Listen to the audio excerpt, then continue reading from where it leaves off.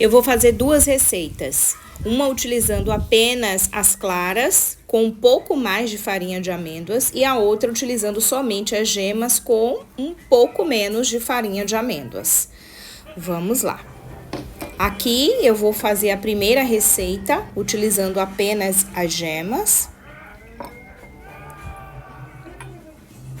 E depois, a segunda receita, utilizando apenas as claras. Eu quero que você observe bem a diferença na consistência desta massa e principalmente o valor, né? Fica um pouco mais custoso. Então, vou misturar aqui a primeira massa somente com gemas. Veja a consistência boa, uma consistência realmente de massa de empada. E a segunda, utilizando apenas as claras, aí já no início você já percebe que a massa tá mais úmida, mais molhada e vai ter a necessidade de utilizar um pouco mais aí de farinha de amêndoas, porque os ovos dessa receita foi um pouco maior e tinha um pouco mais de clara. Então, vai precisar acrescentar aí um pouco mais, vai estar toda a receita na descrição. Veja que mesmo assim a consistência da massa é um pouco diferente dessa apenas com claras. Olhe, note a diferença. Essa primeira aqui, ó, com somente gemas, olha a consistência. E a segunda aí somente com as claras.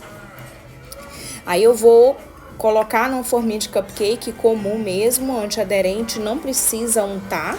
E aí vou utilizar a massa somente com claras. Veja que não ficou ruim, mas a modelagem, a massa fica um pouco mais pesada, né? Já que você gosta de uma massa mais crocante, interessante é fazer com essa apenas com as gemas. Note que até para modelagem aí, para fazer na forminha, é bem mais prático e melhor. Veja aí o resultado, né? Fica bem mais prático. Levei ao forno, né, saiu agorinha do forno, e aí note que forma umas bolinhas, porque ela é um pouco mais gordurosa e fica bem mais crocante essa massa, e a segunda massa, somente com claras, fica mais pesada. E aqui eu vou colocar o recheio. O primeiro recheio vai ser um shiitake que eu passei no processador para ele ficar pequenininho, e acrescentei aí esse creme de aveia para dar essa consistência e essa cremosidade, né? O shiitake foi temperado a meu gosto, tá? E aí cada um vai temperar a seu gosto e vamos começar a rechear já na massa assada.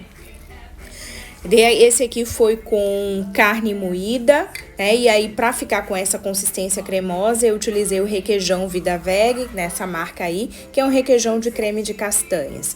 Então, a massa ficou bem mais cremosa, consistente, para rechear aí esse quiche ou tortinha, como queira chamar. E o resultado, depois de assado, é esse aí. Fica muito saboroso.